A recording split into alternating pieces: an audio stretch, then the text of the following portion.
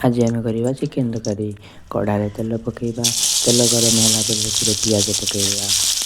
ପିଆଜ ପକାଇ ପିଆଜକୁ ଭଲ ଟିକେ ଗୋଳେଇ ଦେବା।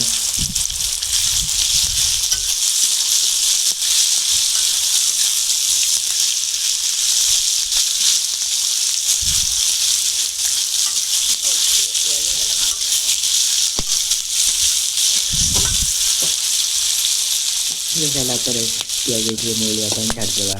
ଦେଖିପାରୁଥିବେ ପିଆଜ ଆମର ମଉଳି ଗଲାଣି। ଏବେ ସେଥିରେ ବାଟଣ ପକାଇଦେବା।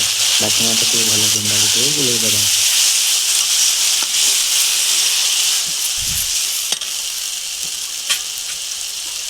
ଗୋଳେଇ ଦେଇ ସେଥିରେ ଆମେ ଟିକେ ପାଣି ଦେଇଦେବା। ପାଣି ଦେଇକି ବାଟଣ ଟିକେ ଭଲକିନି ଗୋଳେଇ ଦେବା। ଗୋଳେଇ ସାରିଲା ପରେ ବାଟଣକୁ ଟିକେ ଫୁଟିବା ପାଇଁ ଛାଡ଼ିଦେବା।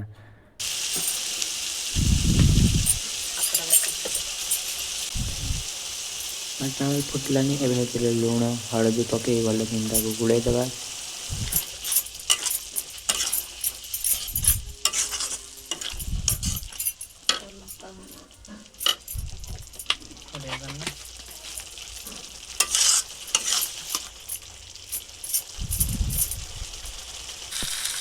ଗୋଳେଇ ସାରିଲା ପରେ ବାଟଣ ଫୁଟିଗଲାନି, ଏବେ ସେଥିରେ ଆଳୁ ପକାଇବା।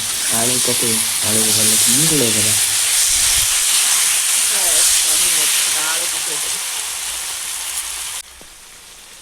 ଗୋଳେଇ ସାରିଲା ପରେ ସେଥିରେ ଆମେ ମାଂସ ପକାଇବା।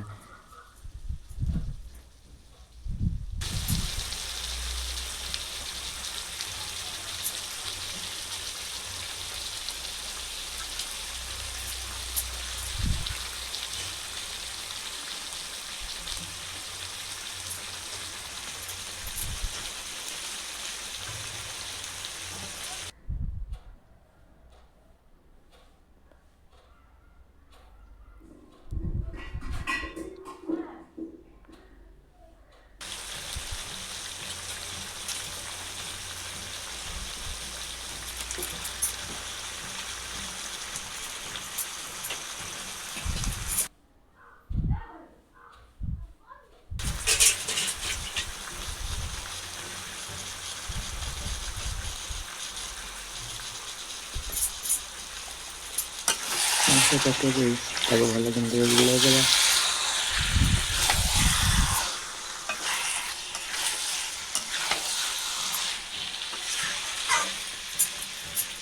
ଗୋଳେଇ ସାରିଲା ପରେ ସେଥିରେ ଆମେ ଟିକେ ପାଣି ଦେଇଦେବା।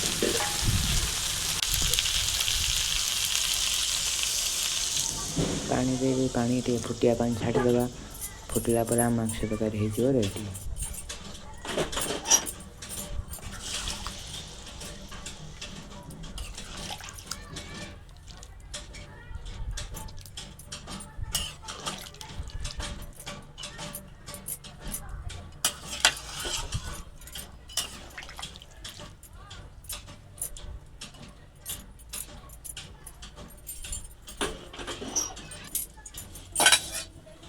ଦେଖିପାରୁଥିବେ ପାଣି ଫୁଟିଲାଣି, ମାଂସ ତରକାରୀ ହେଲା।